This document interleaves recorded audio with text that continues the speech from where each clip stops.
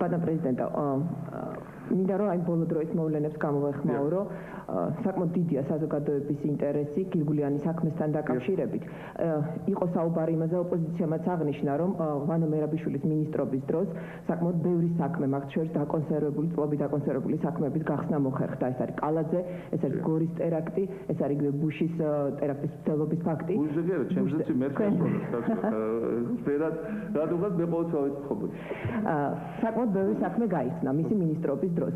თუმცა აი გირგულიანის საქმის შემდეგ უკვე აშკარა გახდა, რომ თავად აღნიშნეს, რომ რამდენიმე ეჭმიტანილია მაღალჩინოსანი ეჭმიტანილი მკვლელობაში და ხომ არ ნიშნავს ეს იმას, რომ როგორც ანალოგია არსებობს პარალელს თუ გავალებთ, რომ კორუფციული ფაქტების გამოაშკარავების დროს თქვენ თავდადებიდან გადააყენეთ, გაათავისუფლეთ ფინანსთა მინისტრი ვალერი ჩეჩელაშვილი. ხომ არ შეიძლება, რომ აი ამ ფაქტის გამო უწყებაში გარკვეული დარღვევების გამო პასუხისმგებლობა დადგეს უკვე შინაგან საქმეთა მინისტრისაც. მე მინდა ვთქვა, რომ პირველ რიგში ჩემთვის პირადი ტრაგედია ყველა ესეთ შემთხვევა და მე ჩვენურად მესმის ოჯახის უბედურება. ეს არის მე თვითონ მამა ვარ და არავის არ უსურვებ მაგის მიახლოებითაც კი ესეთ რამეს. მე ძალიან კარგად მახსოვს ამ ოჯახს არ შევხედროა, მაგრამ ერთხელ საარჩევნო კამპანიის დროს შევხვდი ლომინაძის დედას. ეს იყო მე-60 სკოლა თუ არ ვცდები საბურთალოზე.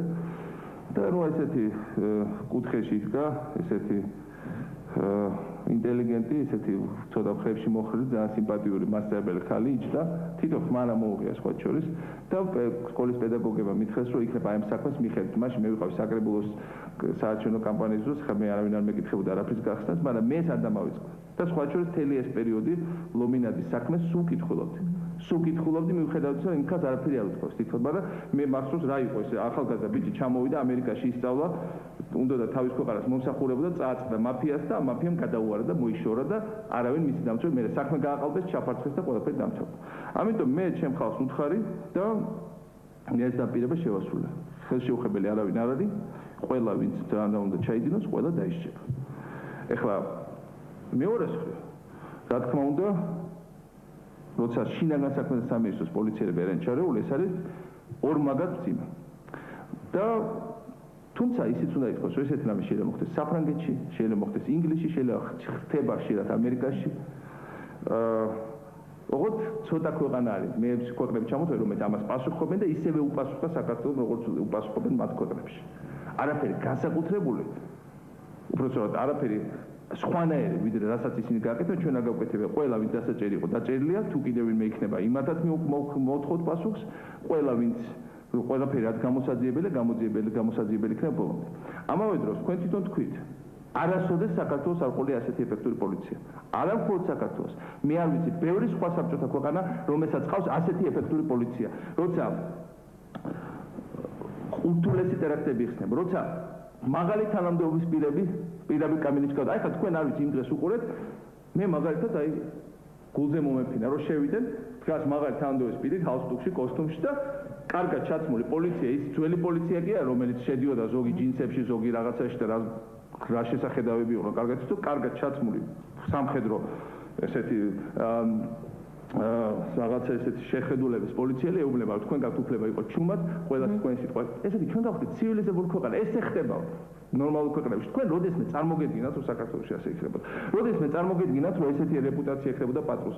როდესმე წარმოგედგინათ, რომ ყველაზე მაღალი თანამდებობის პირი 15 მოსამართლეალის წელს დაჭერილი გრთამით ხელში, ისე კი არა ზოგადად, გრთამით ხელში.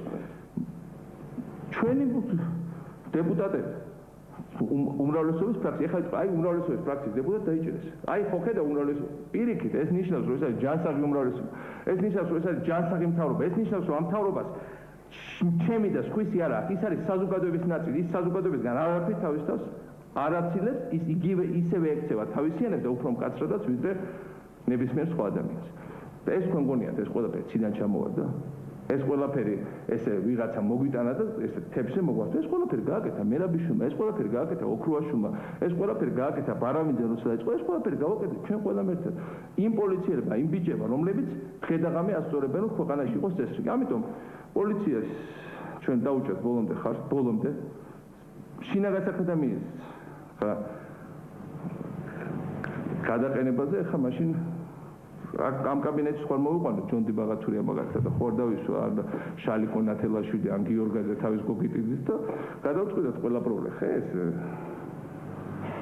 ძალიან სასაცილო და უბადრუკი რაღაცა არის მე ერთი რამე ვიცი რომ ერთი და იგივე ხალხი სხვადასხვა დროს შარშანაც მახსოვს ეს ხალხი შარშან ზუსტად ერთი და იგივე ხალხი ზუსტად ერთი და იგივე რაოდენობის სხვა შორის ყოველთვის გამოდიან და ერთი და იგივე მოთხოვნა ნუ ზოგჯერ ოქროაშვილი არ მოწვევთ მე შარშან ძეძის წელს არის ძირითადად მერაბში ნებისმიერი საბაბით დღეს არის აქ კონკრეტულად ძალიან ტრაგიკული საბაბია და მე ჩვენවත් მესმის მაგრამ ნებისმიერი საბაბი მოჭიდავებია ის რა ქვია ის სადღაც ბათუმის ბაძრის მოვაჭრეები შარშან წინ იყო იქ ბევრად უფრო რაღაცა ისეთ ხმაურიანი აქციები ბათუმის ბაძრის მოვაჭრეების გამო უნდა გადადგეს ერთგვარი საბაბი არ გამოელა მე ერთი რამე ვიცი ერთია საბაბი და მეორე რეალური მიზეზი და რეალური მიზეზი ძალიან კარგად ვიცი ჩვენ შევეხეთ ძალიან კარგად ორგანიზებულ ძალიან კარგად ჩაბუდებულ ჩვენ საზოგადოებაში ოლიგარქიულ მათ შორის რუსულ